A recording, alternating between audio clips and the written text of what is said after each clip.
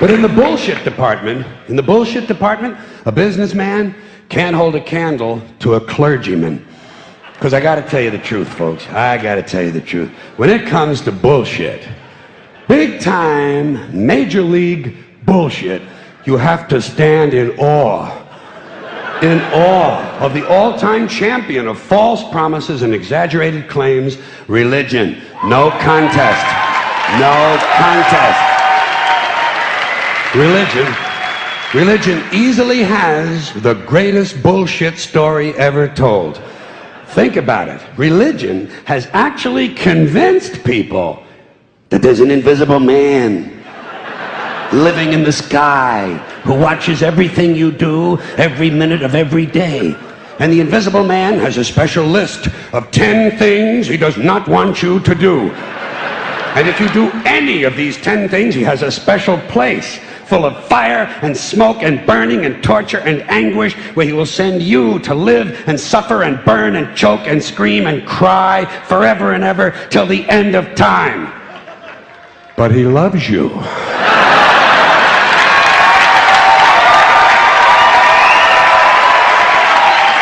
He loves you. He loves you, and he needs money. He always needs money.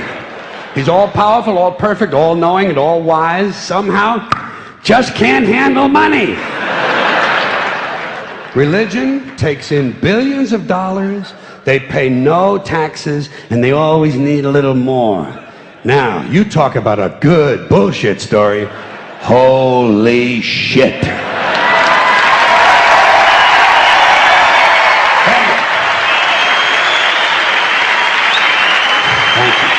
But, thank you very much. But I want you to know something. This is sincere. I want you to know, when it comes to believing in God, I really tried. I really tried. I tried to believe that there is a God who created each of us in his own image and likeness, loves us very much, and keeps a close eye on things. I really tried to believe that, but I gotta tell you, the longer you live, the more you look around, the more you realize something is fucked up. Something is wrong here. War, disease, death, destruction, hunger, filth, poverty, torture, crime, corruption, and the ice-capades. Something is definitely wrong. This is not good work. If this is the best God can do, I am not impressed. Results like these do not belong on the resume of a supreme being. This is the kind of shit you'd expect from an office temp with a bad attitude. And just between you and me, in any decently run universe, this guy would have been out on his all-powerful ass a long time ago. And by the way, I say this guy because I firmly believe, looking at these results, that if there is a God, it has to be a man. No woman could or would ever fuck things up like this.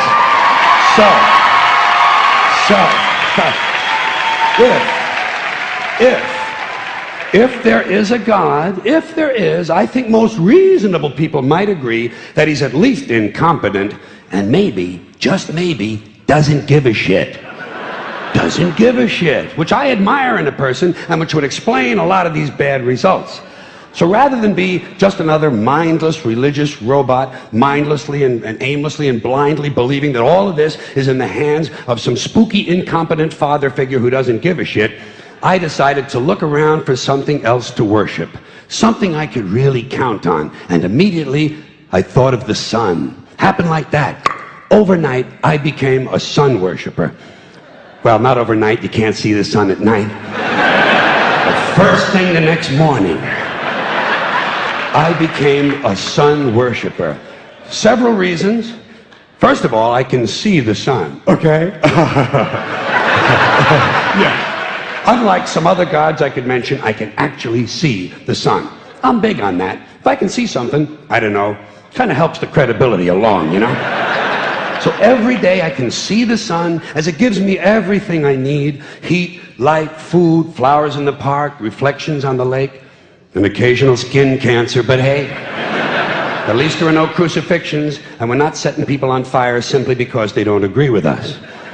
Sun worship is fairly simple. There's no mystery, no miracles, no pageantry. No one asks for money. There are no songs to learn. And we don't have a special building where we all gather once a week to compare clothing. And the best thing about the sun, it never tells me I'm unworthy. Doesn't tell me I'm a bad person who needs to be saved. Hadn't said an unkind word. Treats me fine. So I worship the sun. But I don't pray to the sun. Know why? I wouldn't presume on our friendship. It's not polite. I've often thought people treat God rather rudely, don't you? Asking trillions and trillions of prayers every day, asking and pleading and begging for favors. Do this, give me that, I need a new car, I want a better job.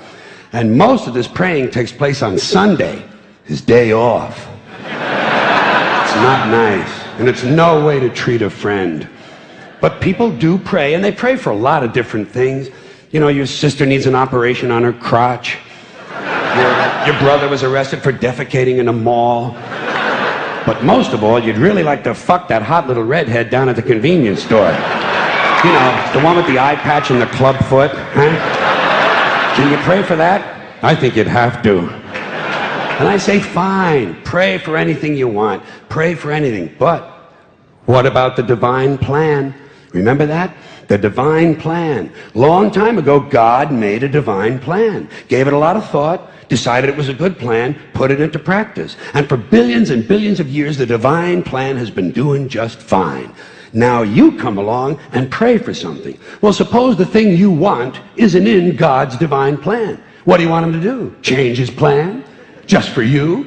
Doesn't it seem a little arrogant? It's a divine plan. What's the use of being God if every rundown schmuck with a $2 prayer book can come along and fuck up your plan? And here's something else, another problem you might have. Suppose your prayers aren't answered. What do you say? Well, it's God's will. Thy will be done. Fine, but if it's God's will and he's going to do what he wants to anyway, why the fuck bother praying in the first place? Seems like a big waste of time to me. Couldn't you just skip the praying part and go right to his will? It's all very confusing. So to get around a lot of this, I decided to worship the sun. But, as I said, I don't pray to the sun. You know who I pray to? Joe Pesci. Joe Pesci. Joe Pesci. 2 reasons. First of all, I think he's a good actor, okay? To me, that counts. Second, he looks like a guy who can get things done. Joe Pesci doesn't fuck around. Doesn't fuck around. In fact, Joe Pesci came through on a couple of things that God was having trouble with. For years, I asked God to do something about my noisy neighbor with the barking dog. Joe Pesci straightened that cocksucker out with 1 visit. It's amazing what you can accomplish with a simple baseball bat. So I've been praying to Joe for about a year now, and I noticed something. I noticed that all the prayers I used to offer to God and all the prayers I now offer to Joe Pesci are being answered at about the same 50% rate. Half the time I get what I want, half the time I don't. Same as God, 50-50. Same as the 4-leaf clover and the horseshoe, the wishing well and the rabbit's foot. Same as the mojo man. Same as the voodoo lady who tells you your fortune by squeezing the goat's testicles. It's all the same, 50-50. So just pick your superstition, sit back, make a wish, and enjoy yourself. And for those of you who look to the Bible for moral lessons and literary qualities, I might suggest a couple of other stories for you. You might want to look at The 3 Little Pigs. That's a good one. Has a nice, happy ending. I'm sure you'll like that. Then there's Little Red Riding Hood, although it does have that X-rated part where the big bad wolf actually eats the grandmother, which I didn't care for, by the way.